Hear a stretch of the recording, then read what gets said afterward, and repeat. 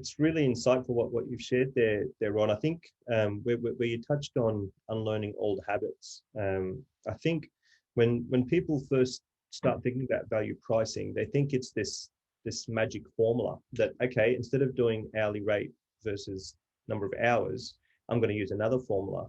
It's really important to understand that in implementing value pricing, everything changes. The KPIs you track amongst your staff then changes towards measuring the value we created to clients versus the value that we promised to clients in the engagement. It changes to, instead of talking to customers in terms of number of hours and our hourly rates, we're talking to customers in terms of value that we're going to be creating for them. So it's an entire shift in the way we measure our effectiveness as a firm, the way we communicate with our customers, where you're changing everything towards just value driven. But what I found really interesting was when you were saying that initial discovery call or the discovery phase where you're doing that interviewing. I mean, I think most of us probably spend 1 to 2 hours max before we come up with a fixed price agreement, which would then be proposed to the client. You mentioned it could take 1 to 2 days, which I'd say most of us wouldn't be investing that amount of time to do that. In those initial discovery interview calls where you're really learning about the clients, you mentioned reviewing their QuickBook file as part of that. Would you be having multiple meetings with the client to draw out some of that value as well? Where do you see the best avenues to actually learn the most about our customers and what they value? Yeah, great question.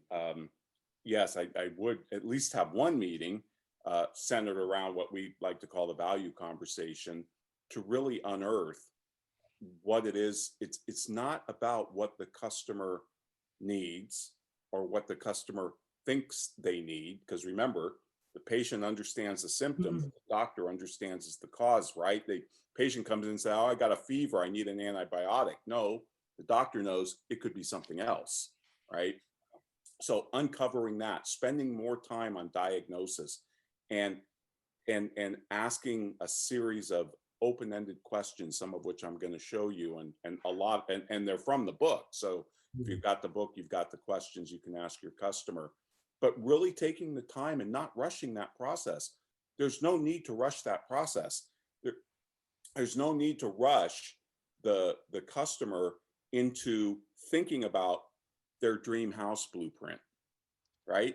That might take some blue sky, that might take some brainstorming, it might take a whiteboard, thinking of strategy. And the question isn't what do you need? The question is, what are you trying to achieve? You want more time with your family? You want to never miss your kids' soccer game again? Do you want to make better and quicker business decisions? Are you trying to expand? Are you trying to grow the value of your business so you can sell it and retire? Whatever their desired future is, that's what we need to focus on. And I've got some more material on that I want to share with you, precisely how to do that.